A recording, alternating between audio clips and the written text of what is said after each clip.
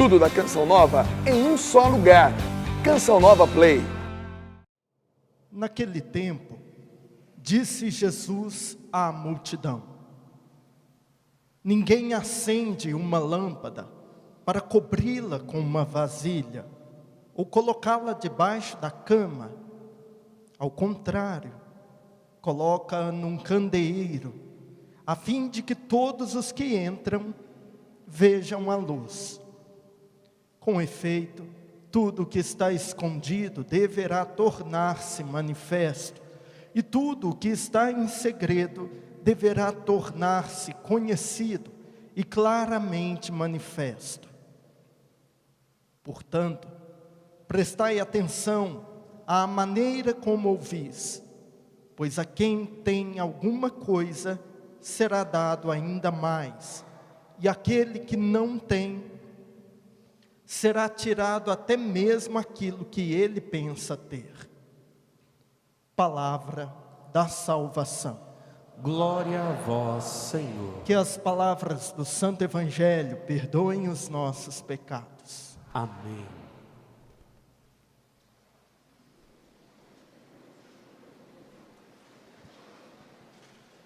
Queridos irmãos e irmãs, antes de comunicar a homilia, o sermão da missa de hoje, eu queria fazer um esclarecimento. Todos vocês, quando entraram na igreja, receberam um santinho político. Quero dizer que não tem nada a ver com a Canção Nova. Não sei nem de quem que é, mas se você recebeu, fique sabendo que não tem nada a ver com a Canção Nova, tá bom? Nós acabamos de ouvir o Evangelho de São Lucas. O Evangelho de São Lucas, ele foi escrito por volta do ano 59 a 70, depois do nascimento de Cristo. Veja bem, Jesus subiu aos céus no ano 33. Por volta do ano 59 a 60, foi escrito então este Evangelho. E o próprio São Lucas, no capítulo 1, ele diz: depois de ter feito uma pesquisa apurada, eu também decidi escrever a ti, ó Teófilo, que quer dizer amigo de Deus, os relatos sucintos da vida de Cristo. Ele pesquisou, e depois de ter entrevistado as pessoas, as testemunhas oculares, aqueles que conviveram, que viram Jesus, que ouviram Jesus, ele então escreveu. Mas eu gostaria que você se atentasse ao fato de que neste momento da história, finalzinho do primeiro século, começou também, por parte do Império Romano, a primeira perseguição sistemática à Igreja de Cristo. Naquele tempo, Roma era governada por um imperador que se chamava Nero. E ao que tudo indica, Nero, ele era artista, mas era também meio louco. Ele era cantor e gostava de se exibir. Um dia ele decidiu que deveriam construir uma nova Roma, porque aos seus olhos a Roma que ele via era muito feia, muito suja. Só que para construir uma nova Roma, ele precisava destruir a velha. O que ele fez? Ele mandou alguns soldados jogarem fogo na velha. Mas só que ele esqueceu de mandar o povo sair. E a Roma pegou fogo com gente e tudo. E depois que ele viu aquilo que tinha acontecido em Roma, e como que muitas pessoas perderam parentes, esposa, filhos, ele viu a loucura que ele tinha feito, ele pensou, bom, eu vou ruir a unidade do império, com isso que eu fiz. Você sabe, desde que o mundo é mundo, a gente faz coisa feia, a gente quer jogar para o outro, né? Assim foi com Eva, que jogou para Adão, Adão jogou para a cobra. E assim somos conosco, quando éramos pequenos, a gente sempre jogava no irmão mais novo, né? Assim também foi com Nero. Ele precisava de um culpado para aquilo que ele tinha feito. E quem era o grupo menorzinho? o mais fraquinho daquela época. A igreja, que tinha acabado de nascer, ali nos anos 33, 35, 40. A igreja ainda tinha um corpo pequeno, se reuniam em casas. E Nero diz, foram eles, os cristãos, porque eles têm raiva de gente humana. Por isso eles botaram fogo na casa de vocês. A sua mulher morreu por causa deles, dos cristãos. O seu filho morreu carbonizado por causa deles. E eles tanto odeiam a vida humana, que quando eles se reúnem, eles fazem um ritual e dizem comer carne e beber sangue. Imagina se eles não vão ter raiva de vocês que são romanos. E veja, a partir dali, as pessoas por ódio dos cristãos entregavam qualquer pessoa que se dissesse cristã em público para ser presa, torturada pelo Império Romano. Historicamente eu vou contar para vocês como que o Império Romano brincava com uma pessoa que se dizia cristã. Primeiro eles utilizavam aquilo que era milenar da arte chinesa. Pegavam a pessoa, uma agulha bem fininha dessas de costura e enfiava debaixo da unha da pessoa.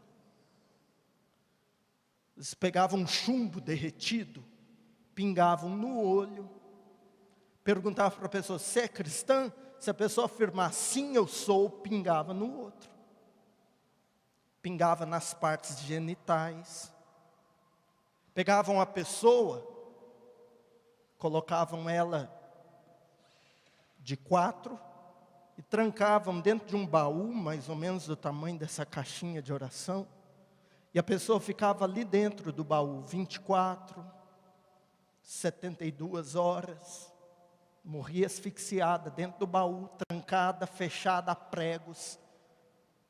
Havia também um jeito muito legal, uma cama de madeira, onde eles prendiam o tornozelo e o punho, depois pegavam numa manivela e torcia a pessoa como se fosse um pano de chão, de forma que todos os ossos saíam da articulação e a pessoa, então, quando tinha o punho e o tornozelo liberado, caía no chão como um monte de carne viva.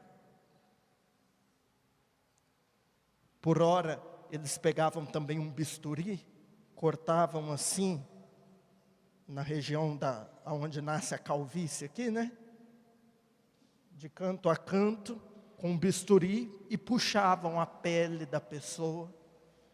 Tudo isso perguntando, você continua sendo cristão? Ou você quer renunciar a Jesus? Mergulhavam a pessoa num tambor de óleo fervendo. Prendiam a pessoa numa roda cheia de prego nas costas. E rodavam a roda.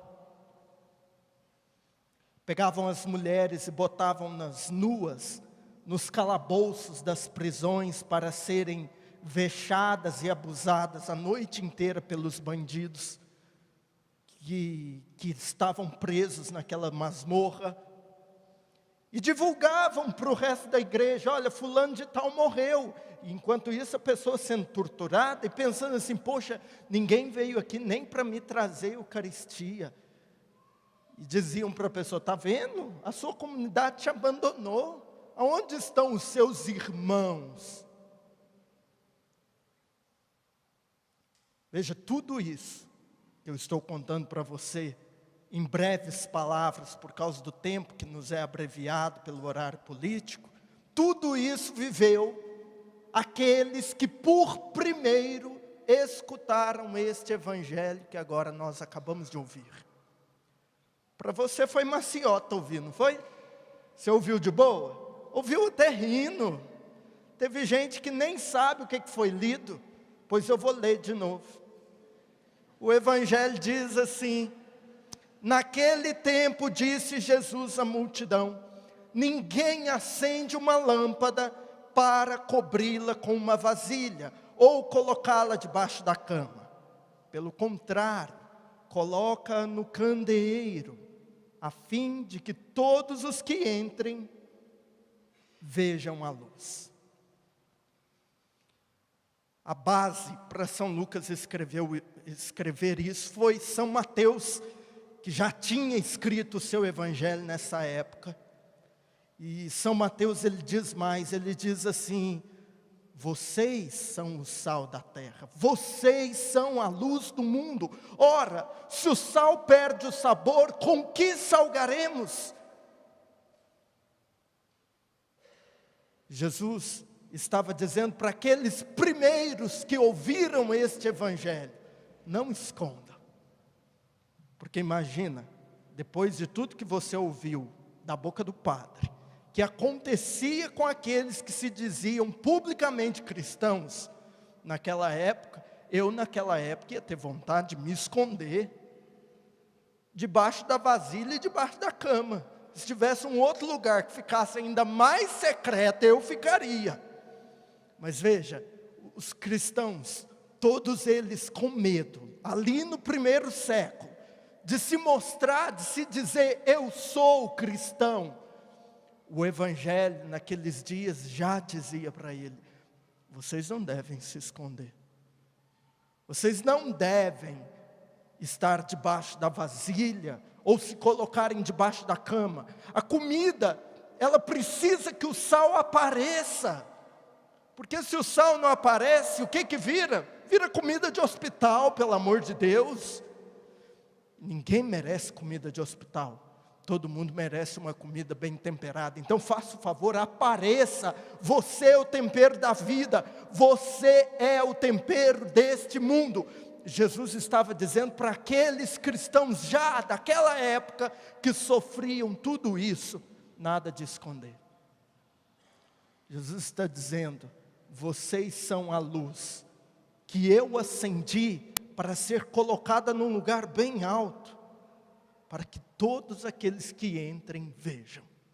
Jesus está colocando você como testemunha do evangelho. Veja, os cristãos daquela época estavam vivendo uma palavrinha que nós chamamos de martírio. E eu não sei se você sabe, martírio em grego é a mesma palavra de testemunho. Dar testemunho não é vir aqui na frente, pegar o microfone e falar igual reunião do AA, né? Boa tarde, eu sou o Padre Fábio, eu estou 12 anos limpo. Não. Aí todo mundo responde: olá, Padre Fábio. Dar testemunho não é somente pegar o microfone e vir aqui.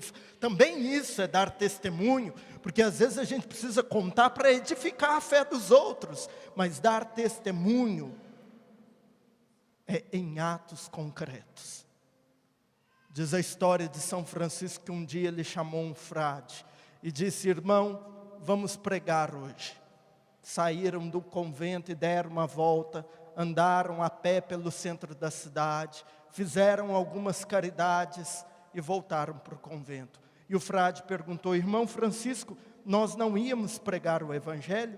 E Francisco disse: nós pregamos o evangelho quando nós fizemos caridade. E São Francisco, ele dizia de forma pertinente: pregue sempre o evangelho. Use as palavras quando for necessário. O mundo está sedento pela manifestação dos filhos de Deus.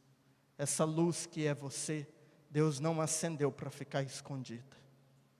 Jesus disse no evangelho de hoje: prestai atenção no que vocês dizem, porque nada ficará escondido, tudo será anunciado sobre os telhados. Jesus institui você como um pregoador da boa notícia do evangelho. Não é para ficar escondido em você, é para subir nos telhados e contar aquilo que Deus faz em você. Quando você está aqui, precisa refletir no seu dia, porque não adianta nada você vir na missa do Líbano e chegar lá no prédio, você é incapaz de cumprimentar o porteiro. Aqui você é toda piedosa, mas quando é o convívio com seu marido, é uma égua batizada, um burro de crina. Não adianta nada vir na missa, porque o mínimo que se espera de um cristão é boa educação. Eu não consigo conceber um cristão que seja uma pessoa murmuradora, ranzinza, mal educada, estúpida, que não sabe tratar os outros que são inferiores a ele. Não existe. Se você não dar testemunho no seu dia a dia de bondade, de uma pessoa que tem bom coração, deixa eu dizer, você está vindo aqui não para ser evangelizado, mas para inflar o seu ego interior, esotérico, de quem acha que está se alimentando espiritualmente, mas na verdade você está entrando no mundo zen. Você está numa alienação religiosa. Se cada missa que você vem não te faz uma pessoa melhor, em vão é a missa que você participou. Não tem aquela história que o ciclano todos os dias ia à missa, e todos os dias que ele ia à missa, ele colocava um grãozinho de feijão dentro do vidro. Um dia, no meio do caminho, ele foi socorrer uma pessoa que estava passando mal, levou para o hospital. Naquele dia ele chegou atrasado na missa, chegou na hora da homilia para frente. Então quando chegou em casa, ele falou: como eu peguei metade da missa, eu vou pegar metade do feijão. Quando ele chegou na porta do céu, ele levou o vidro de feijão. São Pedro falou: pode entrar. Ele falou: claro que eu vou entrar, com esse vidro todo cheio de feijão. Cada feijão desse é uma missa. São Pedro falou: você não vai entrar por todos esses feijões, você vai entrar por aquela metade que você partiu. Se você vem à missa todos os dias, mas essa missa não te faz uma pessoa melhor, não te faz uma luz colocada no candeeiro, num lugar bem alto, para que todos enxerguem, essa missa não valeu de nada. Por isso, Jesus tem um recado para você hoje. A sua vida, o seu testemunho pessoal deve ser assim: brilha, brilha, estrelinha. Como é que é o resto? Olhe para o seu irmão que está do seu lado e diga para ele assim: brilha, estrelinha. Jesus não quer que você se esconda. Jesus não quer que você se esconda. Jesus quer que você ilumine, que você salgue, que você apareça, que você dê testemunho, que as pessoas vejam o quanto Jesus é bom. Porque eu vou dizer uma coisa para você: pode ser que o único evangelho que as pessoas terão oportunidade de ver e vivenciar seja a sua própria vida. Você é o evangelho que muitas pessoas terão a oportunidade, a única oportunidade de ler. A sua vida, o seu testemunho. Portanto, dê esse testemunho. São Paulo, numa de suas cartas, carta aos Romanos, ele diz assim, que a criação anseia pela manifestação dos filhos de Deus. Quem aqui é filho de Deus? Manifesta então que você é filho. Não fique escondido. Ninguém acende uma lâmpada para colocar debaixo da vasilha, e nem debaixo da cama, mas num lugar alto. Brilha, meu irmão. Jesus quer ver o seu brilho. E sabe como é que a gente vê que um cristão brilha? Porque o brilho dele começa no olho. Quem sabe você chegou aqui com o seu brilho no olhar apagado. Jesus quer hoje acender o brilho que você perdeu no olhar. Ele quer fazer de você uma luz que brilha no mundo que jaz em trevas. Coloque a mão no seu coração.